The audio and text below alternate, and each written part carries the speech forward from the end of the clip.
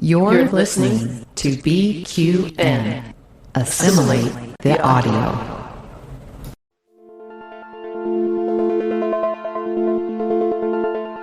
Infinite diversity.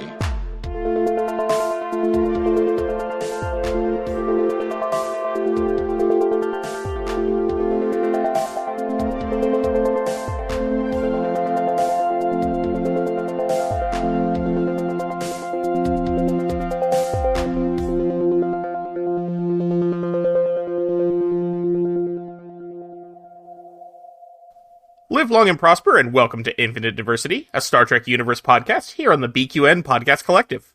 I'm your host for today, Thad, and joining me as always is my co-host, Chrissie. How are you today? Well, I'm trying to figure out how to combine pirates and the Q continuum, and I think we're there. How are you doing? Well, it's been 2 years since I last did something, so I'm having trouble remembering. Yes. Also joining us today for this special episode are Stephanie Gangone and Paul Adams from the Trek Long Island Convention. Welcome to the podcast. Thank you. Good to be here, Thad. Before we jump into our topic for the day, we'd like to take a moment to thank our Patreon patrons who make the show possible, particularly our associate producers, Carl Wonders and Chrissie De Clerck-Szilagyi. Listeners, you can hear your name listed as one of our associate producers for a monthly subscription of just $10. And your subscription of any amount at patreon.com/BQN keeps all of our shows on the network ad-free. So it's been a few months since we last talked to you. Just a few. But actually it's been just over 1 month, 2 months. Yeah. Okay. It feels longer. But yes, it's been a while. So we're not going to cover every little piece of news from the Star Trek universe, but we did just get a trailer for Strange New Worlds. Yay! Finally. And I believe the last time we talked, I was saying I'm pretty sure it's going to be in May. Well, that was wrong. The trailer just says summer, but the smart money at the moment is on July 31st.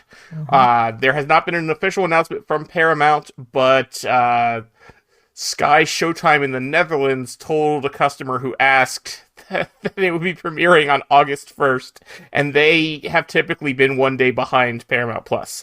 So that means most likely the premiere is going to be July 31st of this year. Chrissie, what do you think of the trailer? There's a lot going on. Yeah. I mean, it's a teaser, so it's going to be a lot going on. I was very happy to see Rhys Darby, as I referenced earlier. Everybody's saying as Trelane. I guess we're assuming that. We haven't gotten...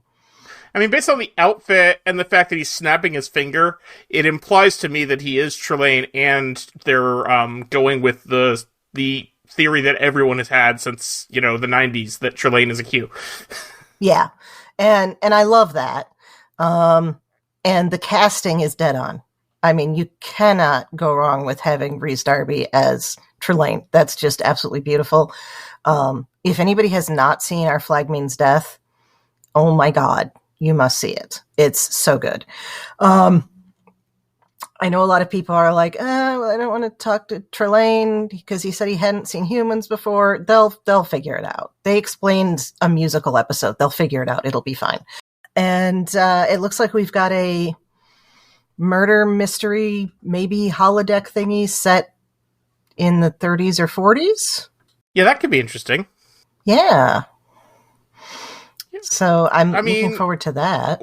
Murder mystery parties are a thing we do in our 21st century. Why not in the 23rd century? Yeah. And, the lack of a holodeck, I mean, it was kind of, they had him on the animated series, and they had him on Discovery, yes. So they can have a holodeck, no big there. Yeah, and Enterprise established that there were holodecks in other civilizations back in the 22nd century, so yeah. Yeah, so, what else? We get Spock in bed, with that is Chapel, right? Yes. I didn't get it goes so quick. It's like, wait a second. It just occurred to me as that was coming out of my mouth. I'm like, oh, maybe not. So, good for them. I'm excited for Patton Oswalt. Oh yeah, that's right. I forgot. I was so focused on Rhys Darby and the whole Q thing that I forgot about Patton Oswalt. Yeah, it's just going to be great. Yeah, I'm just so looking forward to it. I'm just annoyed that we are still having to wait because it's been so long. We know it's already done. We know it's probably just ready to go, and they are holding off because they don't have any other Star Trek this year because they decided to cancel Lower Decks. But either way, it's going to be awesome, and let's not make this a downer. Stephanie, you've been bouncing up and down. You clearly have something you want to say about this trailer. Please, yes. And everybody's going to think I'm bonkers, but I really think this season is going to bring the Whovians. It has got a vibe of traveling through time and a different kind of aura of the show. And I feel like current Whovians are going to like this. Yeah, I can see that. I can see Strange New Worlds probably is the most like modern Doctor Who of the shows. I thought for a moment you meant there was going to be some kind of crossover thing, and I was like, please. Well, there already is in the comics. There is the comics. There is. Well, they can do it. They teased us that at Comic-Con, and then it turned out to be just a mobile game. Yeah, but that was cute. They've said things about each other on the show. You know what I mean?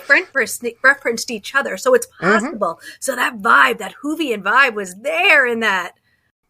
I still think they could do it as an episode of Doctor Who where they just go to the set of Star Trek and like they're talking the actors and there's a real alien doing shenanigans as Doctor Who's want to do. Yeah, I would love it. Please.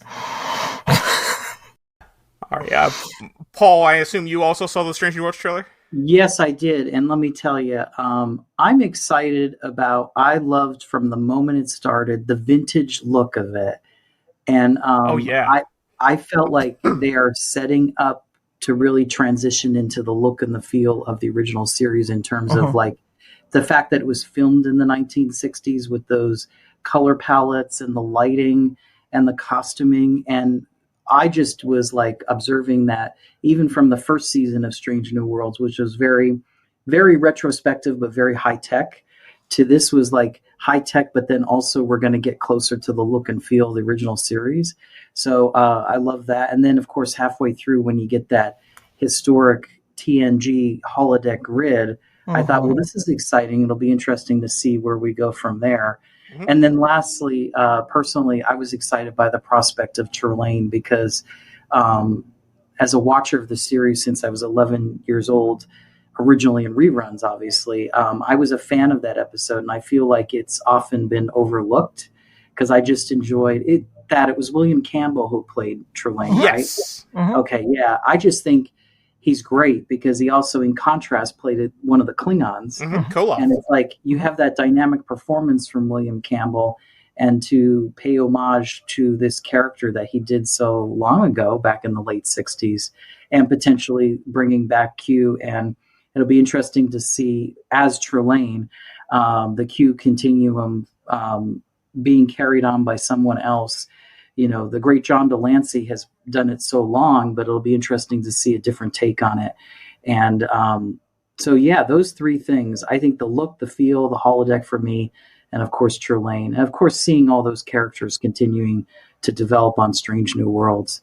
And I did see Kirk in there as well. Paul Wesley was shown, right? So seeing Paul Wesley come back, because I don't know if this is where they're going, but I just feel like eventually the series is going to lead into him, I think so.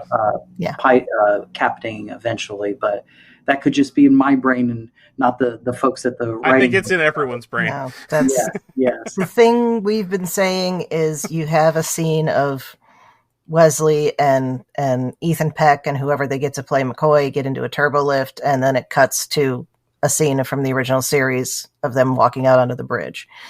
And I don't know where that originally popped up from. I don't know if we came up with it here. I'm sure we weren't the only ones if it was us. I think you were the first person I heard say it, but that doesn't mean you came up with it. You may have been quoting someone else, but yeah. Kind of like when I said when they brought Q into Picard, they had to start him out young, and then he'd be like, "Oh, you're old," and snap his fingers, and that's it's too obvious. So, yeah. But yeah, I think that is definitely where they're going, and I think we see that with that end bit where he's like, "Oh, Mr. Scott, we make a good pair," and I forgot that the whole beginning of it was that like where they're doing like a 50s or 60s sci-fi movie thing. Mm-hmm. Yeah. I think the other thing too is that it's an homage to Gene Roddenberry. Clearly, the fact that original Troy Lane story was in the original series. Then in Encounter at Farpoint, he creates Q as we know Q from the current iterations, and then now this is going back. I think it's also, in a way, obviously not knowing what the storyline is going to actually be, I think it's sort of holding to his legacy as well. Mm-hmm. Yeah. Roddenberry did love his omnipotent beings. Yes. Anytime you can use an alien to disprove the existence of God, he was there. Mm-hmm. I was trying to find a way to say that more politically, but I'm like, no, I'm just going to say... Why? He never tried to find a way to say it less right, yeah, exactly. So for anybody, and I've talked about this book before on the show, but anybody who hasn't read Peter David's Q Squared, I highly, highly, highly recommend it. It is fantastic. I'd say it's definitely recommended reading before Strange New Worlds Season 3. Yes. In fact, maybe we should read that and reread that and do an episode on that. Yeah. Oh, that'd be fun.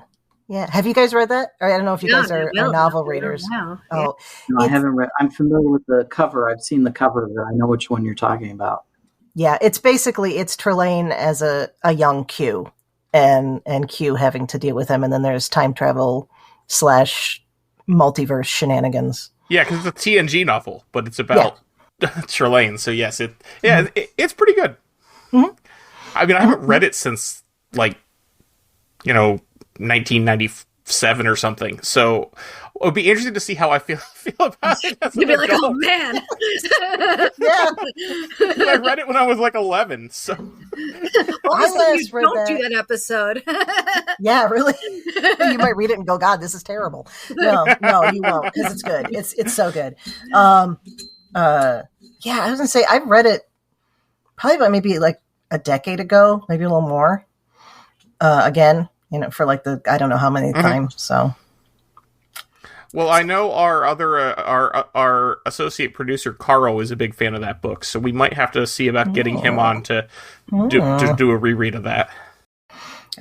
Listeners, this is how it's made. This is how Another thought too, as we go into Strange New World Season 3, is it's good to see these new productions continuing to do references to the original series and TNG, because as the youngest fans get into it, if it's all new stories, all new characters, they're not going to have any reference to where Trek began.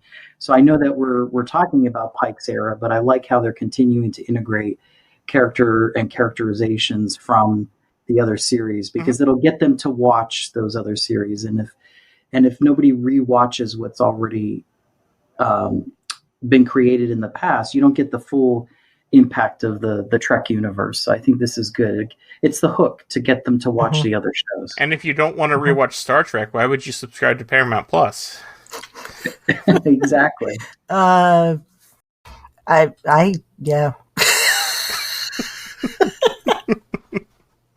1923 or what was that? Is that the one? 1923? Actually, 1923 was pretty good. That just finished. They just did the final episode of that. That was pretty good. Yeah. Well, I will say RuPaul's Drag Race is also. Oh, there you go. I'm still saying all those Yellowstone and all those spin-offs are set near Bozeman, Montana. I'm just waiting for them to do 2063. You're going to give Alex Kurtzman another idea, Thad. That'll be the next one now. That sounds like a fantastic 2-hour TV movie.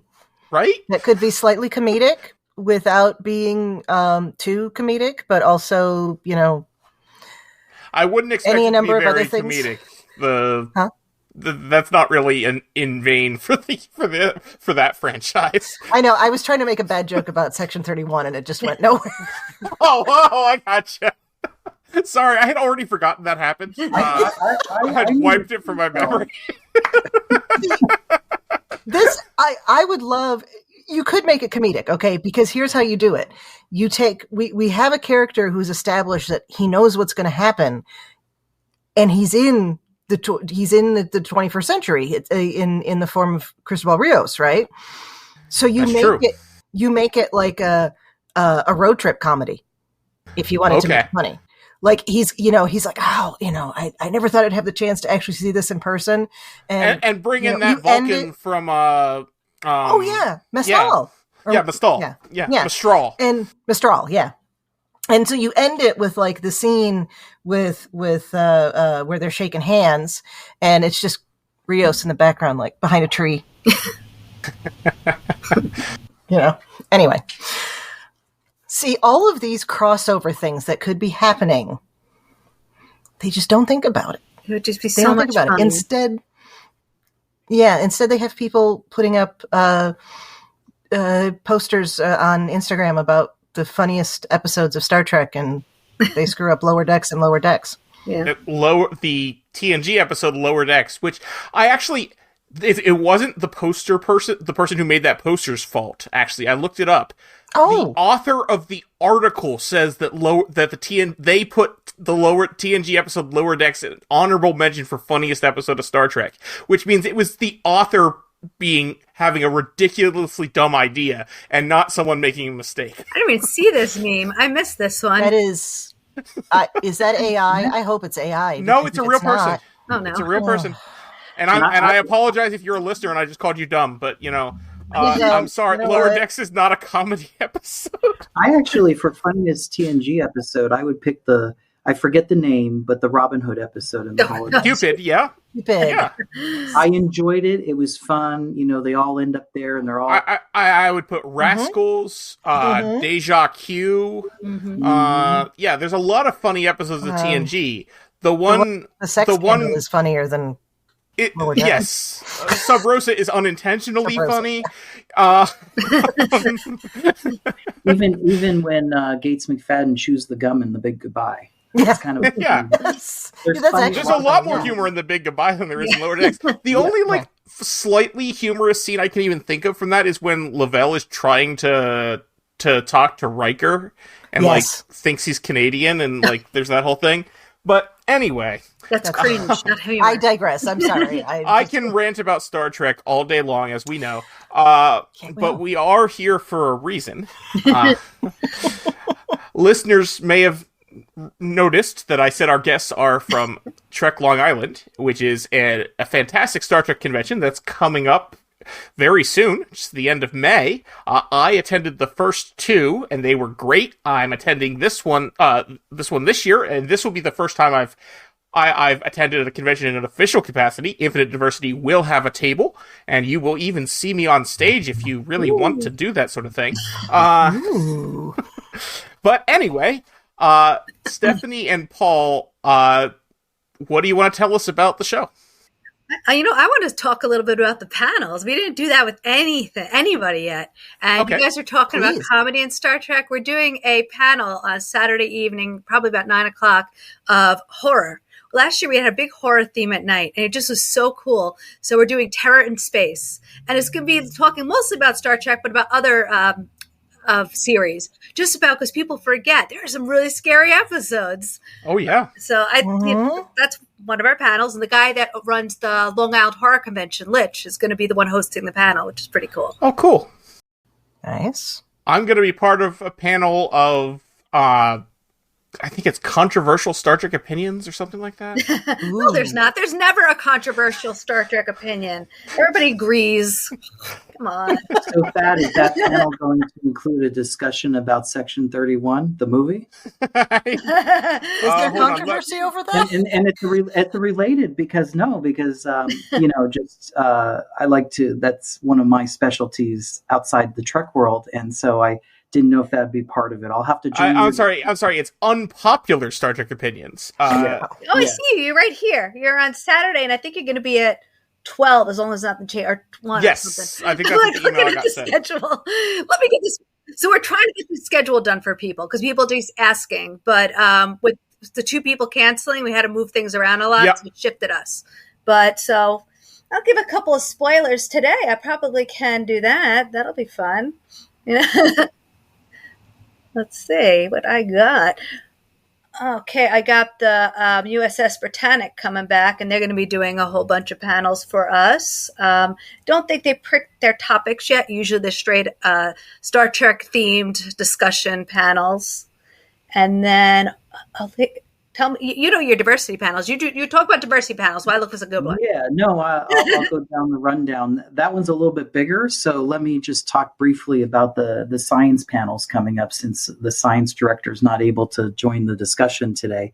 But we always have on the science side the folks from the aerospace community, but this year we're going to have someone from the infectious disease community as well as marine biology. And I know it's the hope to broaden the discussion across the sciences instead of just necessarily focusing in on one area, such as aerospace, is to have a broader discussion and also lead into the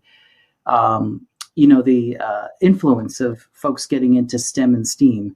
And so I know that Adina, who's our science director, is heavily working on the programming and lining everybody up, and she's trying to make the specialties as broad as possible so that we're not limiting the aperture and actually widening it to broader discussions. So that's a little bit on science. The science panels are going to split the science and diversity panel room with us on the diversity side. So we have a full lineup. Just to give you an idea of what we're planning.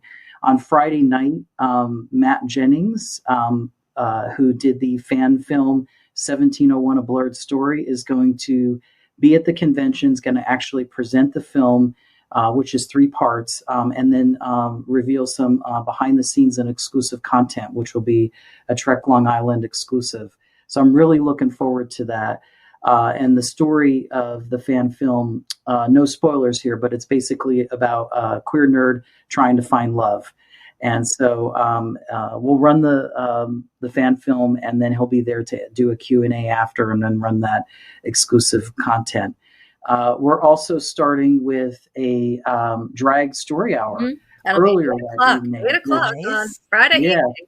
Yeah, Friday evening at 8. And we're excited about that because obviously, given the divisions in the country around that topic, a lot of folks don't, or a lot of places don't have drag story hour.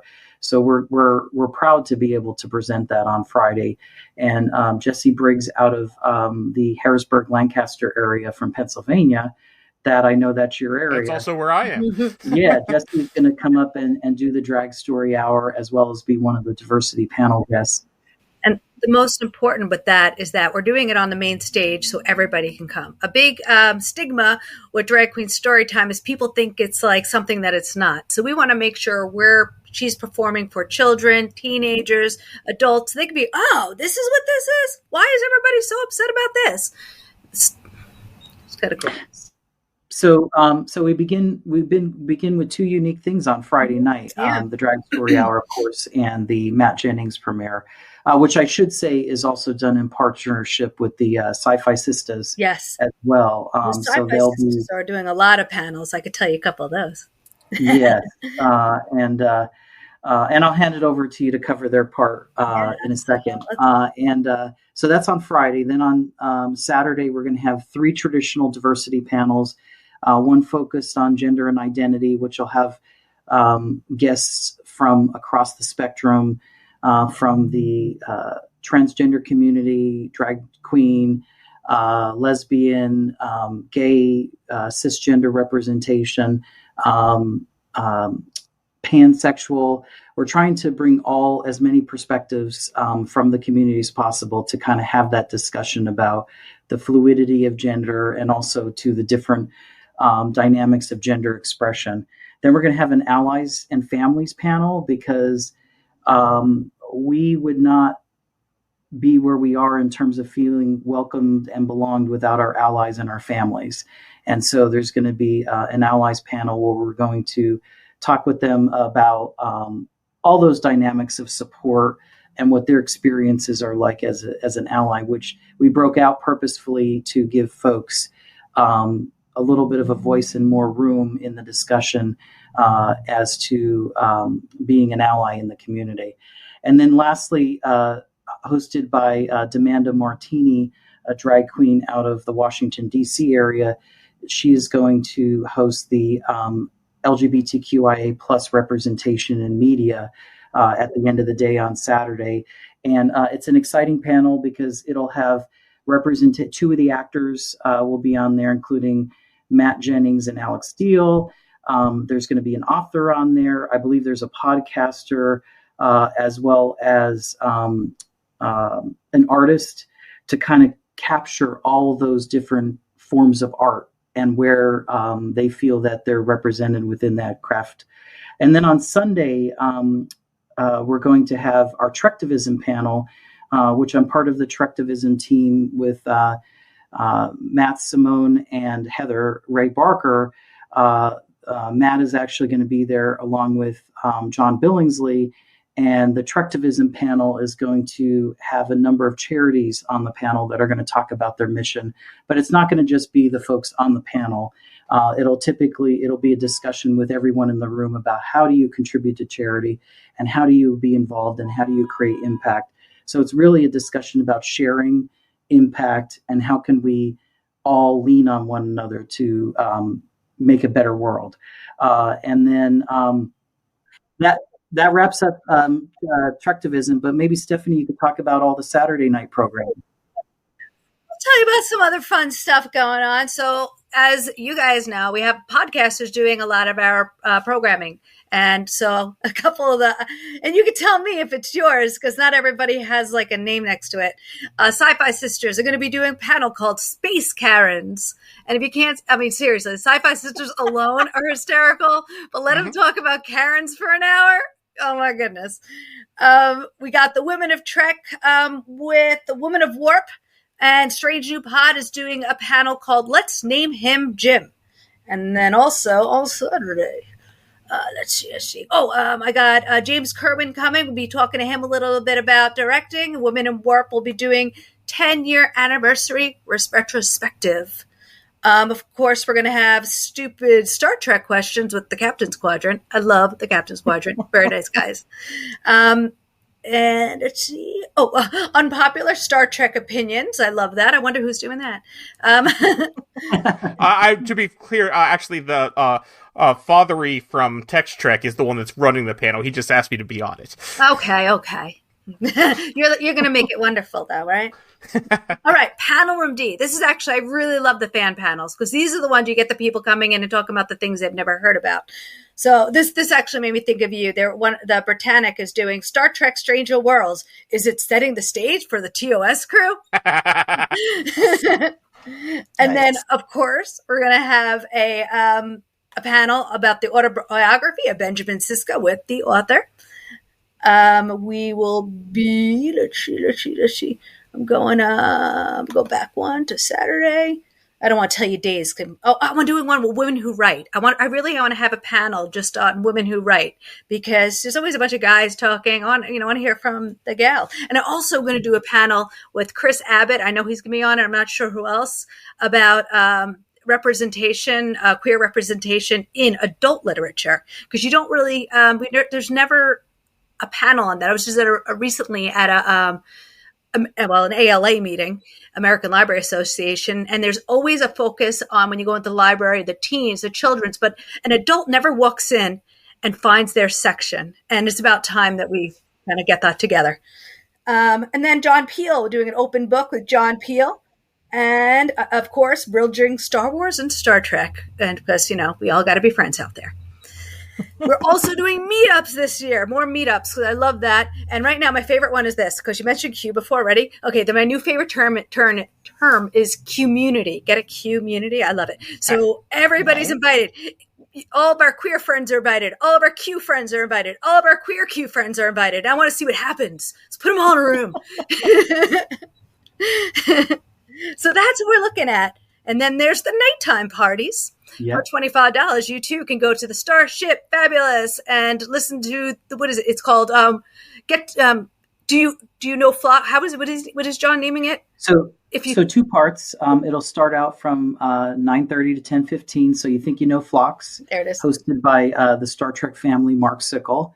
And it'll be an interactive with the audience, and John Billingsley will be there. And I know it's a lot of trivia about really understanding and knowing the character of Phlox. So I think knowing John Billingsley, I think it's going to be a very robust discussion about Phlox. And then once that ends, and about 10 minutes later, we're going to start a DJ dance party with DJ Cameron Cole out of New York City. Now, if you're fancy and you're not really into the whole party thing and you want to go to the cocktail party, we're also going to have a cocktail party. That does cost money. That's $70 to get your ticket for that. And it's 2 hours. You go in, you get one beverage. And no, it doesn't have to be alcoholic. Everybody asks me that. And you get to just hang out with the guests of Trek Long Island. We're going to have our very own Lawrence Niels being at the Fick Fontaine for the night singing. And it's going to be real fancy, real nice. That all sounds awesome. Yeah. One more thing to talk about. Okay. The To Proudly Go show from Stephanie. It's 8 to 9:30, correct? Let me look at the schedule in front of me. But Heather Wood and the team from To Proudly Go will be back on Saturday night. Yep. That is holding up a mug with To Proudly Go on it. Mm-hmm. And actually, I should back up. They're going to do between 7 and 8. Oh, yeah, the fashion show. Yeah. Register now for the fashion show. Yes. They're going to do the fashion show from 7 to 8 with possibly some other drag queens joining the fun as well. And then at 8 o'clock, it's their formal show from 8 to 9:30. So everybody has enjoyed that. Did you see the show in the past? Do you want to? No, I haven't. Okay. No, I have their mug because I went to the New Jersey convention in Secaucus last year, and they were selling mugs that say queer nerd on them, and they also say To Proudly Go. Nice. Well, I just want to mention it's Heather Wood. I have the list in front of me. Godiva Romance, Jackson Juniper, with special guests Lee Ellen Mitchell and Hannah Simpson, as well as, I believe, Austin from their team member crew is going to be there as well. And so I just wanted to give them a shout out as attending.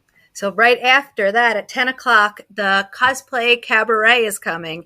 And what they do, music, entertainment, comedy. Don't bring your children because it's not for them kind of entertainment. And that'll be from 10, probably go till after 11 at some point. They're fun. They're very fun. Yeah, it all sounds really great. Yeah. Yeah. Sorry, Chrissy.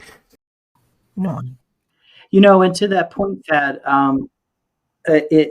our whole intent in trying to put the programming together, whether it's diversity, science, or just overall Trek fun, and the children's programming, it's to give all the attendees an overall fun experience.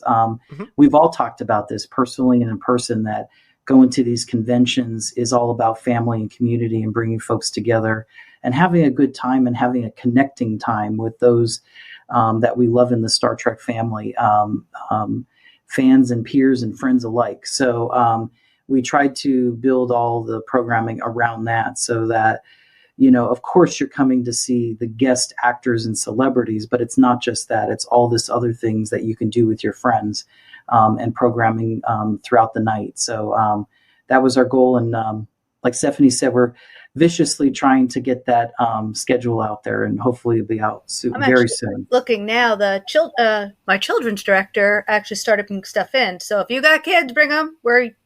Let's see, we're obviously coloring, always coloring. But Mr. Poppins supposed to be back. There's going to be badge creation. There's probably going to be tribble tossing, because why not? And then, we're bringing Ozobots, they're little robots, and the kids are going to learn how to use Ozobots. And let's see, Legos, and that's all they have so far. But there's more. And there's one other panel that we didn't mention, recently added. We're bringing in Emma Civilti, who does a Space Babe, which is a unique look at the role of women, and especially young women in the original series. So she has a play performance that she'll be performing, and that's still to be added to the schedule. I think it's potentially on Saturday, but I didn't want to go without mentioning Space Babe as well. Cool. So it's like we have all of our stuff. We just don't have the slots yet. Promise, guys, we're going to get this to you. We promise. I mean, a lot of conventions don't put out the schedule until like the week of the con. Oh, no. So. That's very stressful. Very stressful. I've done it 2 months before. Believe me. I need it out there. You know, I'm a librarian. So when we do our schedules, it's like 4 months in advance. So that's how my brain works. I need it really early. Gotcha. And on Sunday, Stephanie, we're going to have a closeout auction as well, hosted by Logan Stone from Washington, D.C., another drag queen appearing, and Jessica Krause, who does Xena cosplay. She's so cool. Jessica will be there as well throughout the weekend, trying to think of who else we have so we're not leaving anybody out. But I think we're getting across there. Did you want to talk about the actors a little bit? Oh, yeah, that's right. There's going to be actors there, too. Yeah. There's going to be some actors. Okay, let's go there. Now I'm all excited. The first time we really talked about the panels. That's very exciting. So, obviously, you're going to see the actors mostly on the main stage. They'll get autographs, photo ops. All the actors right now that we have. I don't think we're adding anyone else, but if we do by some miracle, they're going to be there both days. The Friday evening is just... we'll have the vendor room open late at night. There's not going to be an actor thing, but definitely stop by the bar because sometimes the actors just kind of hang out at the bar. Especially John Billingsley. Yeah. So Friday night, go hang out with John Billingsley at the bar. Okay. So Terry Farrell will be there. I've never met Terry. I've seen her from far away. And I always want to go meet her, but her line's always so long. So I'm going to meet Terry Farrell. I'm going to make sure. There's sometimes I just get people to the show that I want to meet. I'm like, I don't care. I mean, yes. No one could possibly blame you for that. Like, you know what? I always joke. The only reason I started Trek Long Island is because I want to meet Armin Shimmerman. It'll be the only way. There probably were slightly cheaper ways. A little. Obviously, we said John Billingsley will be there, and Bonita Fred Ricey. I don't know. I might be saying it right. I might be saying it wrong. Bonita. I think it's Frederici, but I'm not 100% sure. I've heard that it's a Rice. Rice is in there. Okay. Rumors. Okay. But fair enough. You know what? Maybe that's a panel. How do you say your last name? Andrew Robinson. We have Andrew Garrett coming and hanging out with us for the weekend. Celia Rose Gooding. They will be there as well. I really want to do a Broadway panel with them. So I'm going to try to see what we can do about that. John Noble. And I'm still in shock. We got John Noble. I'm excited for that. I can't believe it. Awesome. I'm like, what? Are you sure that John Noble? I'm so excited for him. Tiffany Shepis. She was in Picard. She was one of the doctors.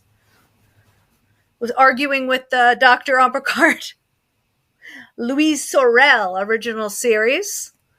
And then we had 2 other original series, Iona Morris and Phil Morris. They were both in Miri as children. Oh, cool. Oh, cool. Yeah. And they came back. Iona was in Umali and Phil Morris was in Star Trek 3 Voyager and DS9. He was all over the place in all different Oh, wow. Yeah. So they couldn't get enough. They were children. And then, of course, my assistant calls me right at the beginning of all of this setting up, and she says, I just made a decision for you. I booked this guest, Elena Watko. She's the librarian on Discovery. Being I'm a librarian, nice. And I'm like, yes, that is a good decision. I needed her. I love it. I'm dying. Oh my God, I love her. I wish I had like books I could put behind her and she could sign the books and give it to people. Oh my God, she'd make $1 million. I'm personally excited to see her come, Stephanie, because I love the character. It was one of those characters that was very subtle. It was only in the one episode, right? Mm-hmm. Only one. I think so, yeah. But very impactful. I think perfect librarian. She followed the rules. She had no fear of the bad patrons. She knew to kick them out. Good librarian, protecting the other patrons. That's how we act in the library. We got Susan Doyle coming, or Diol. I'm sorry, Diol. She played the on Voyager, the Doctor's girlfriend with the phage.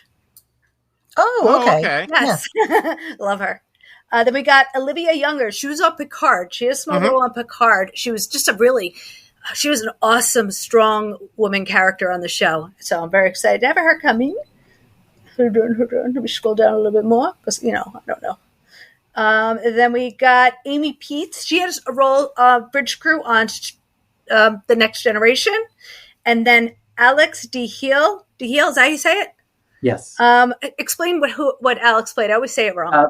Two characters in Picard. I believe the first season in the scene where the explosion with Romulus, the synth, one of the synth androids, the synthetics, and then came back as the valet for Picard in the alternate universe where he was General Picard. Oh, cool. He's never done a show, so I'm excited. That's kind of cool. He's excited. First formal appearance. Same as the librarian, her first one too. Yeah. But he's been at conventions before, but not as a guest. He's been that doesn't count. We got him first. First, us. Susan Sackett. We got Susan Sackett was the personal executive and production assistant to Gene Roddenberry, and she's an author. Stop by her table if you're going, but she will be selling things. So I don't know what she's bringing, but it sounds like it's gonna be pretty cool. She's gonna have suitcases, so you might want to stop by and see what she's got on her table. Something probably very interesting. And that's it for now. And lots of authors. I've got a lot of authors. So, Thad, what didn't we talk about that we're going to have? It'll be me passed out on the floor. Just step over me. No. Yes. The gaming. We didn't talk about gaming. There is going to be gaming. There's going to be gaming, yes. Is it every night or just Friday? I don't know yet. We still have to work that out. We're still working on the gaming. Don't talk about that yet, Paul. Well, I'm not ready for that. Everybody don't listen to Paul yet. We don't know yet. I never listen to Paul, so that's fine. Okay, good. Well, there's going to be a component there. There will be. There will be something for our gamers who like gaming. There will be. I just don't know what. But nothing for the gamers who don't like gaming. Yeah, they get nothing. Nothing for you. What else? I hesitate to ask. Do you mean do you mean like video game gaming? Do you mean like a D&D style? Do you mean tabletop? Yeah, I think sounds like we're gonna get the guy. His name is Dave. He used to own Game Masters on Long Island, and he has all the games. He goes to all the events on Long Island. He actually is the guy who runs the gaming for the retro gaming event at the Cradle of Aviation, and he's going to come by. He's great. He has everything, so he's just going to set it up. Him and Ginger. I don't know anything. I'm not a gamer, and it's going to be awesome because everybody who is a gamer is going to be like, "Wow, this is really cool." She explained it terribly, and that's what's going to happen.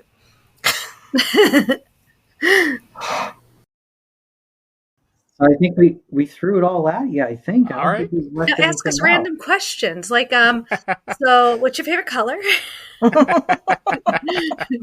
Well, far be it for me to be gauche about this, but people might be wondering what the ticket cost is and all of the minutia of getting $1 million. Actually, I started here, so it sounds better.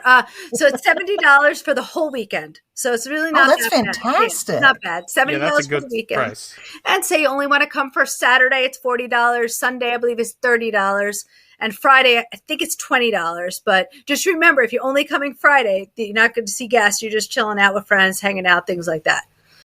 I mean, I just paid through the nose for my STOV ticket, so that's you're definitely doing a nice cost for your. I just I can't imagine charging that much because people, even before everything happening in the world, we are not rich people. Nobody's a rich person that can afford to do all these things.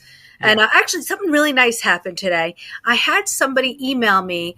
They had tickets. They couldn't go. They said, I want you to donate these to the next person who can't afford it. And I was like, that's really nice. And I was able to do that because there was somebody who wanted to come, couldn't afford it, and I donated it.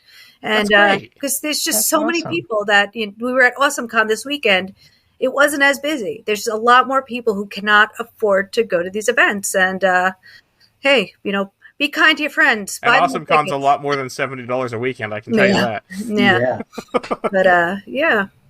It was just nice to see. I wish I could think of a way just to give out tickets, but everybody would be like, hey, why don't I get one?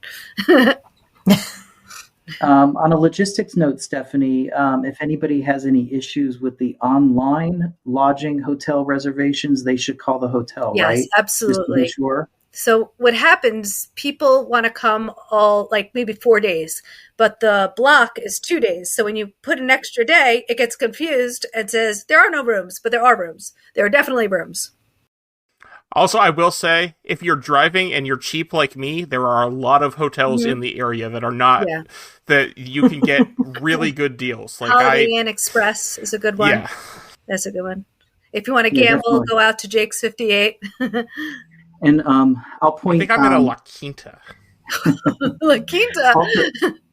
Stephanie put a very helpful post on the Facebook page that has about logistics coming from all the different points of arrival within the Long Island, New York area. So it's a good reference point because we've gotten a lot of questions about, I arrive here, but how do I actually get to Trek Long Island? Yeah. So that's a good reference point as well for traveling logistics. If you're driving to Trek Long Island and you don't live on Long Island, prepare for it to take at least an hour longer than your GPS says it will. No, only if you're coming from the city and hit that bridge. After you get past that, you're good. Okay, how do you get to Long Island without coming from the city? After you get past the bridge. I mean, there's all these little ninja roads through the city, but even that. But I got to tell you, from AwesomeCon the other day, I got my car, 0 traffic. Bonkers, nice. Right? 0. I couldn't believe it. Nice. Yeah, it's all timing. Living in DC, traffic has nothing to do with how many minutes or how far away it is. It's all timing. When are you going? I just remember coming home from Trek Long Island last year. I ended up stuck on whatever road goes over New York City for an hour and a half. It was miserable. Which is a good point. Which is a good experience as you took it in. And I was going to say, then that just encourages you. Definitely got to come for the 3 days or the 2.5 days. Oh no, that was on Sunday afternoon. I know, but then you got to stay longer and hang out with us. Yes. All that effort to get there. Yeah, I mean, honestly, just don't leave. Just never leave. Yeah. You never leave. You will never hit if you don't leave, you won't get stuck in traffic. And you'll be there for Trek 4. Yeah, you'll be fine. Yeah. And the hotel will really like me if everybody just stays. Also, if you are near New York, you can take the train. Yes, the train. If you can get the Penn Station, it's cake. Take it to Ronkonkoma, take an Uber to the hotel. Boom, done. Easy. Yay, public transportation. Yes. New York being one of the few places in our country where that is a reliable thing to use. Yeah. So Thad, I'm going to turn it around to you now. I'm going to quickly ask, since you were at Trek Long Island 1 and 2, can you tell us your favorite thing from both year 1 and year 2? What was your favorite takeaway from each year? Well, I really enjoyed a lot of the panels. I remember that. It was a well. I remember being struck by how well run and organized it was for a first con, the first year. Librarian. Yeah, exactly. Because I've been to, Paul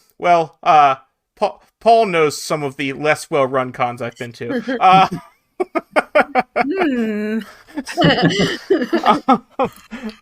But we won't go down that rabbit hole here. When you turn it off, we will. I want to make a joke about Chicago in 22, but I won't. Well, there was that. I wasn't even thinking of that one, but sure. I mean, I'm assuming Trek Long Island won't devote half their vendors' room to a booth selling NFTs, so it'll be better than Chicago. What? Oh no! Quick, we gotta fix it, Paul. What are we gonna do? Oh, we have more vendor tables. Vendors, come on, buy them up. Oh yeah, I got more tables. Booths are done, but I still got tables. So Thad, that was one thing. How about second thing from the second year? Okay. Second year, my favorite thing was getting a photo with Gabrielle Ruiz because I was wearing the shirt that I had custom printed that said Vulcan is a motherfucker on it. And she loved it.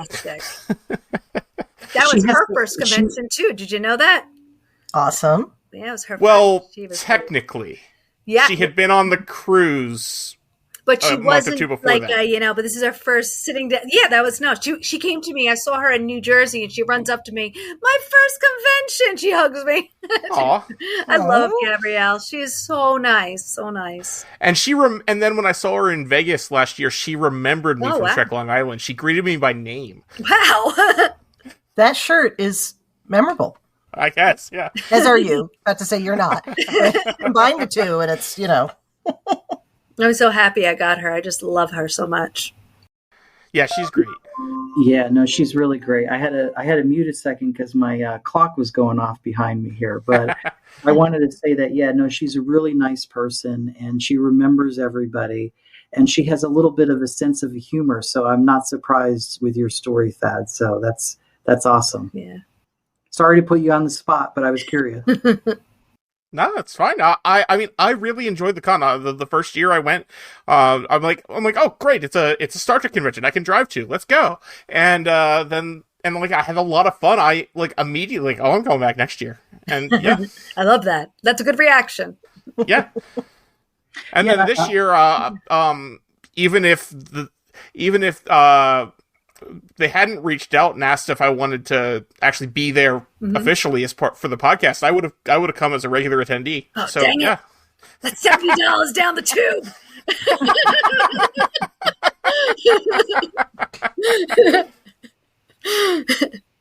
One thing I was going to mention is for the auction on Sunday too, there's a lot of folks have been very kind in donating different collectibles that they have. So I think we're going to look for variety of cool opportunities to bid on different things. So excited about that as well. Yeah. So just mentioning that people have been very kind this year. People are amazing.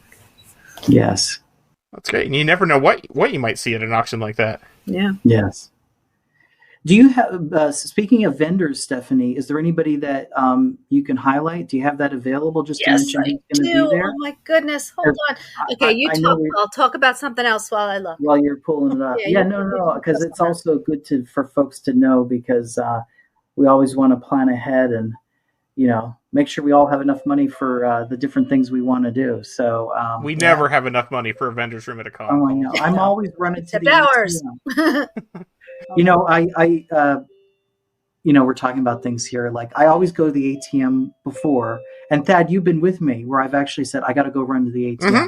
So it's like, why didn't I just not, my bank is Wells Fargo. Why don't I just not have gotten the amount that I really was going to spend out when I was on my way? Because I'm the same way. And it's because I always tell myself I'm only going to spend this much. Yep. Yes. And then I see the things at the convention and I'm like, I guess I can buy more. So then, here's my finger. Then you go and you pay the hotel surcharge on their ATM, which is usually like $5 or something. Yeah. So, well, be ready because there's only one ATM there. Okay. And it does run out of money. Believe me. It does run. Okay. So it has run out. Warning to everybody. Make sure you bring. Usually I send a warning before the convention, but I'm warning early. Surely these aren't cash only vendors. I mean, no. Not anymore. Most vendors at cons will take payment through card, but you can often get a better deal with cash. And that's true. I personally like to do cash because it limits how much I spend. Yes. Yeah. Good point. I am with you 100% on that. So easy. Mm-hmm. Reflecting on our convention experience. All right, I'm here. Okay, so I will say who I can tell. Some of these only have their first name, so I don't know what it actually says. So here's an action. We'll be back. That pain in the neck, Mark Patton. Yes, Mark, you're a pain in the neck if you're watching this. Heroes Within will be here. And then we also, for the first year, I've got Volente. They're coming. The first year they've been. They're coming, yeah. Oh, well, now I am going to spend a ridiculous amount of money. Yeah.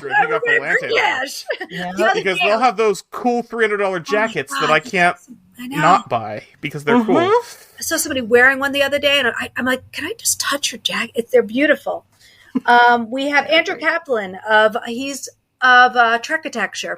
He does. He's great. He's great. He does his fantastic wood art, and he just put together some really awesome new pieces. If you get to his page, it just really yes, there it is. Oh my God, he's so talented. You got to see the new stuff he's doing. He was showing me like the baseball stadium. Yes, he has a baseball stadium. He made a baseball so cool. Oh, seriously, this guy is for those listening. Thad just held up a Deep Space Nine cutout done in wood. It was beautiful.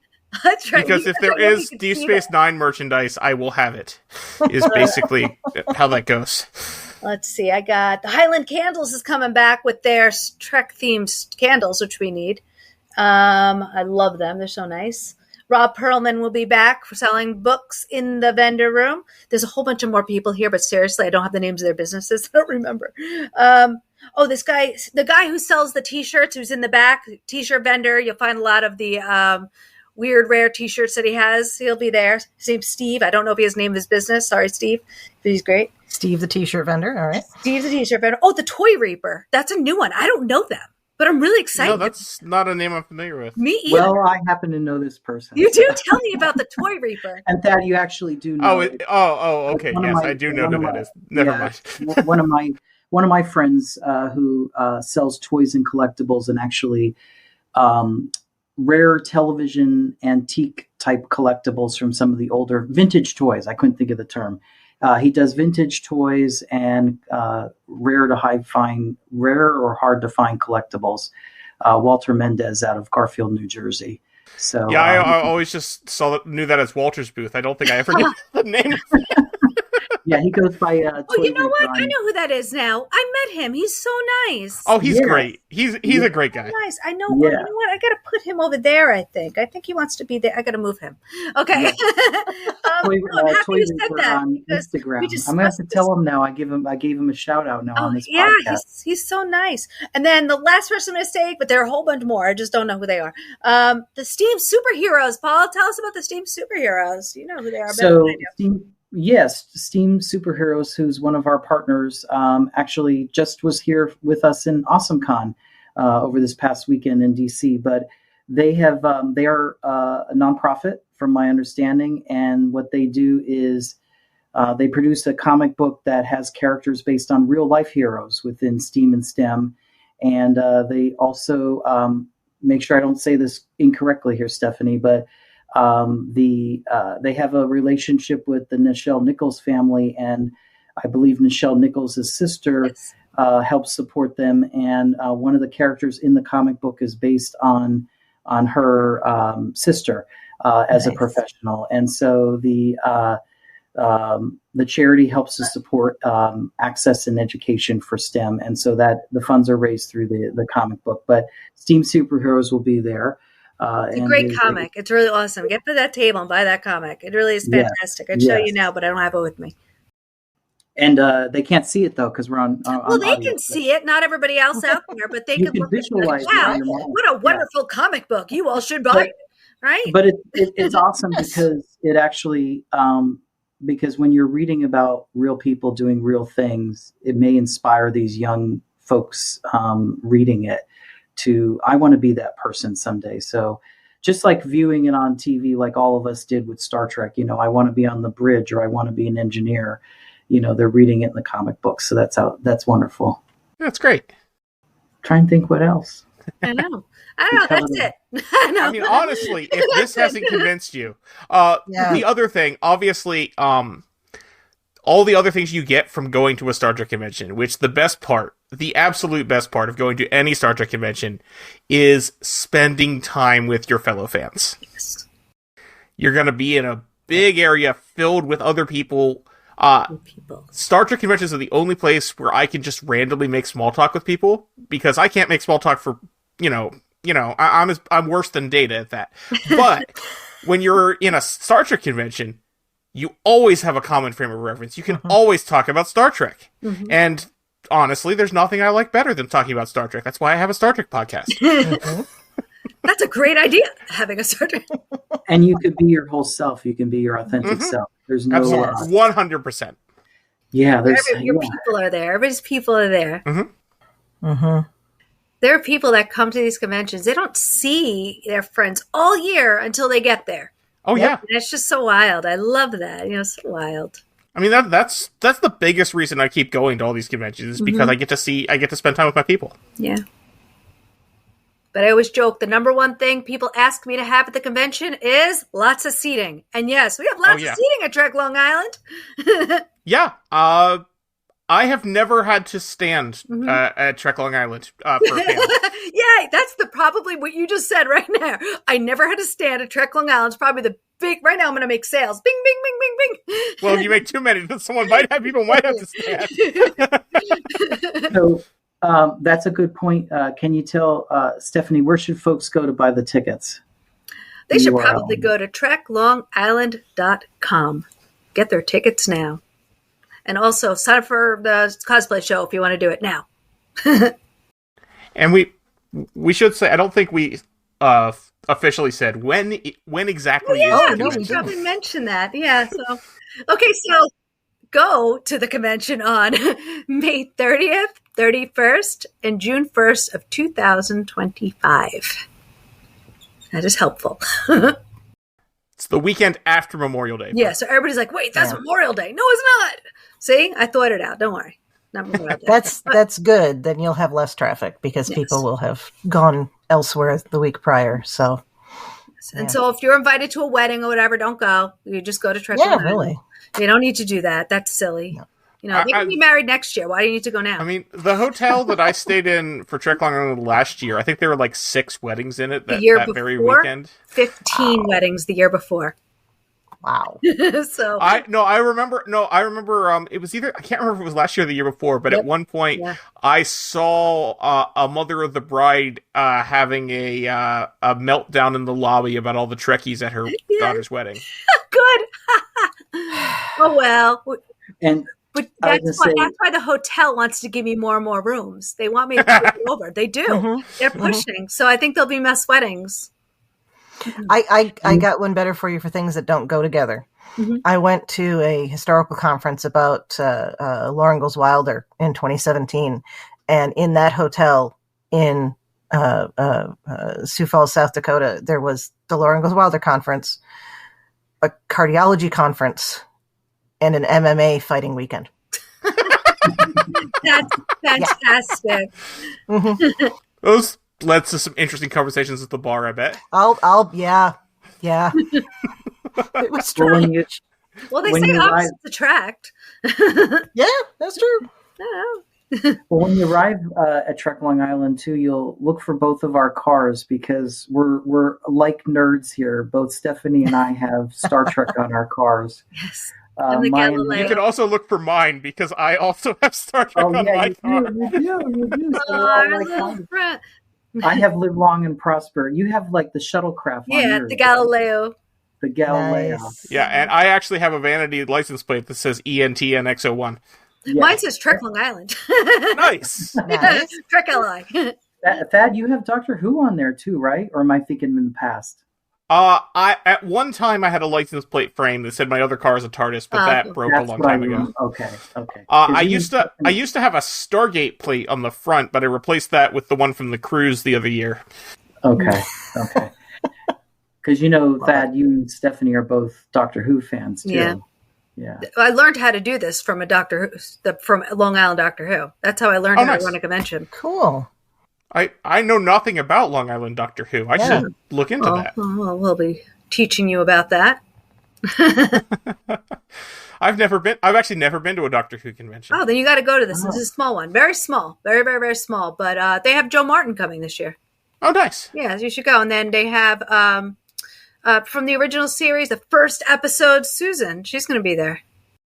Cool. Oh, that's cool. Yeah, so, it's a small convention, but it's fun. I do the vendors and children's programming for them. Nice. In passing at AwesomeCon, I actually heard there's a lot of fans who want another Stargate convention, and I know you're a fan of Stargate. But so the rumblings are out there, but I don't know. Creation has does them every few years or so, usually. Different environment though, Creation in a small convention. It's just so different. Oh, very much, but yes. Yeah, no, and I mean, I go to the Creation conventions because they're also, I mean, again, get to see my family. But yeah, very different vibe between that and a fan run convention that's not trying to nickel and dime you. Yeah. As I'm typing to Matt, dear Matt, tell him he's not going to be on a podcaster. I want the $70. This is a good note to probably end on, Stephanie, is what Thad just said, fan run. We'd be remiss in acknowledging all of the volunteers who support and run Trek Long Island. And we wouldn't be able to do this without everybody who's contributing across all the lines of effort. We have got the best staff in the world. Like, seriously, there is, oh my goodness, Trek Long Island staff, it can't be any better. I got the best crew in the most professional in each department, the best. I love them so much. Very cool. Well, I'm incredibly jealous, but that's okay. Aw, we need to get you here. I'm breaking my heart. Maybe next year. Yeah, if you are in the Northeast, I highly encourage you, come out to this convention. It's a lot of fun. You'll get to meet some great people. You can also meet me. And you fall under great people. Yeah, right. You're like, you meet great people. Oh, and me. And wow. Yeah, and I'll be easy to find because, like, for the first time ever, I will actually have a booth. I don't know how often I'll be there, but you can, at the very least, leave a note for me. Yeah, I know. I was looking at the whole where all you guys are going to be. I'm like, it's going to be like empty. There's going to be like an empty row of. I'm like, I don't. Well, no, and I even said that to Matthew when he was telling me. It's like, and we'll give you a table. I'm like, okay, that's cool. I don't know how often I'll be there. It's somewhere you can put your bag. How's that? Yeah, we'll have a sign and I'll have little cards with the information from the podcast and people can take it. And occasionally I might actually be there. You have lunch. You can sit down. Yeah, exactly. There you go. You have to clone yourself, Thad. Got to have a double. Yeah. Transporter accident. Thomas Riker. I was joking with Sue from Women at Warp that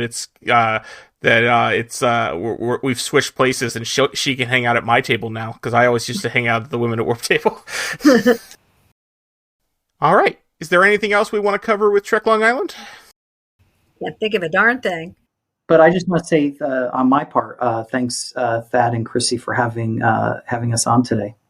Absolutely. Of course. Thanks for being on. Thanks for giving us a chance to talk about the Strange New Worlds trailer. I was going to think of too, Paul. You didn't have to, well, thank you. You stole my cruise. All right. Well, thank you so much for joining us today. If you'd like, where can listeners find you online? Do you have any other work you want to mention other than the convention? No, just the convention. I'm on every social media convention except for X. I'm not on X. Everything else, I'm on it. Same. Mm-hmm. So just find me. Trek Long Island. Literally, I'm on Spoutable. I'm on, you name it, I'm there. And it's all the same handle, Trek Long Island? Yeah, Trek Long Island. Okay. So I don't even know everywhere. what Spoutable is. I know. I never heard of that. It's fun. Go on there. I actually like it. It's a small community of just very nice people. Yeah. Paul, are you back? I'm back. He's back. I can hear you all. Did you hear me while I was... We were just going to say, where can our listeners find you if they want to talk to you? What's your address, Paul? What's your address? I'm just on Facebook. Who are those who are connected to me? Mm-hmm. And if you have any questions, Paul Michael Adams on Facebook, and you'll see my picture. Just message me, direct message if you have any questions. You can always just email me too at treklongisland@gmail.com. I keep everything simple. All right, that's a very good idea. Yes, because I'll forget. Yes. All right, Chrissy, where can people find you when you're not solving a murder mystery on the holodeck? Oh, I am so looking forward to this. We didn't see any, or at least we didn't know that we saw any clips from that episode where they're going to be Vulcan for a while. Yeah, that's true. Yeah, and that's the only one that I'm not sure about. So, okay, anyway. Right, so in addition to Here on Infinite Diversity, you will, again, soon be able to find History with the Szilagys back here on the BQN. This semester's over in 2 weeks, and once I get done grading the 120 20-page papers that I have, then... Small A's and you're done. Oh, that's tempting. Anyway. No, make it all B's to be less suspicious. Oh. That's true. Yeah. But anyway, so History with Slugs will be back beginning of May, and you can also chat with me on the various socials at the Goddess Livia. That's TheGoddessLivia, and in the BQN Collective on Facebook and on our Discord. And in all of those places, you can see my opinions about Star Trek history and leftist politics until they put me on the wall, So I keep quoting Jean-Luc Picard, if we're to be damned, let's be damned for who we really are. So, hell yeah. Yes. Oh, that's a good quote. All right. Mm-hmm. It's useful these days. Right. Thad, where can people find you when you're not, when you're not at Star Trek Long Island? When I'm not at Trek Long Island, and also when I am at Trek Long Island, you can find me on Bluesky at Tyrannicus. That's Tyranicus. You can also hear me on the podcast I do with my friend Carl called License to Spiel. That's license spelled with a C like the British do it, where we started out talking about James Bond and then ran out of those and started talking about other things and are currently going through Columbo. Oh, I love Columbo. Oh, I love you. That's fantastic. Oh, that's awesome. Oh, he rules. All right. Well, don't forget all of our other great shows here on BQN. Here's a recording of Amy to tell you all about them. What shows are on BQN, you ask? Well, here's a rundown of some podcasts you might be interested in. All Good Things, a Star Trek Universe podcast covering all of Trek, hosted by Amy, Christos, Kelvin, and Kristen. Whether you've got Xbox or Nintendo, check out Bargain Bin Gamer, a YouTube show hosted by Davey and Mitch, self-proclaimed gamers who specializes in reviewing and showcasing affordable video games. Grab your popcorn as you listen to Cinema Z, a film discussion and review podcast showcasing films you probably missed but should definitely check out, hosted by Mark and Matt. Don your apron for The Food Replicator, where Matthew eats and drinks his way through Star Trek Cocktail and 3 cookbooks. Beam Aboard Galaxy Class, a Star Trek Next Generation podcast covering all of TNG, hosted by Steven. In order to not repeat it, listen to History with the Szilagys, a snippet of historical events from around the world, hosted by Chrissy and Jason. For the newest Trek coverage, check out Infinite Diversity, hosted by Chrissy and Thad. Curl up with a good book and delve into beta canon with Peter, host of the Trek Book Club on Twitter and Bluesky, and his companion Trek Book Club podcast. Test your Trek knowledge with Treksperts Quiz, a Star Trek quiz show hosted and written by Davey and MC.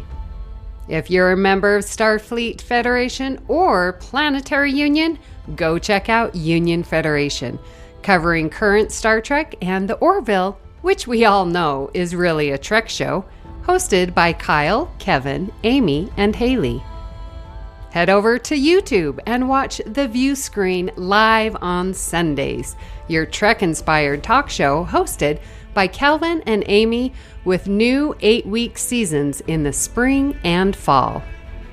Spill the tea with Christos while he discusses current Trek news and events and explores the world of fandom via guest interviews, all with an LGBTQIA+ perspective on What's the Tea, Bev? And for our patron members, we have the Hive Mind with script readings and roundtable discussion, It's Green, a cornucopia of topics, then Amy's Math Moments, a quick look at math moments in Star Trek. You can keep up with all of these shows by following the network at BQN Podcasts on Instagram and Bluesky. We know you have a choice of podcasts to choose from, and we thank you for listening to BQN. Assimilate the audio. Thank you very much for tuning in to Infinite Diversity. Thank you to Zach Tripp for the wonderful theme music and Mark White for the awesome show art. Please subscribe in your favorite podcast player, and don't forget to rate and review us there as well. If you want to reach out, you can find the network on the socials at BQN Podcast, or our show specifically at IDIC Podcast. You can also talk about any and all of the BQN podcasts in our Facebook group, the BQN Collective, and you can join our Discord server. When you next hear from us, it'll probably be for the new season of Strange New Worlds or something associated with that. Q squared. Possibly Q squared, yeah.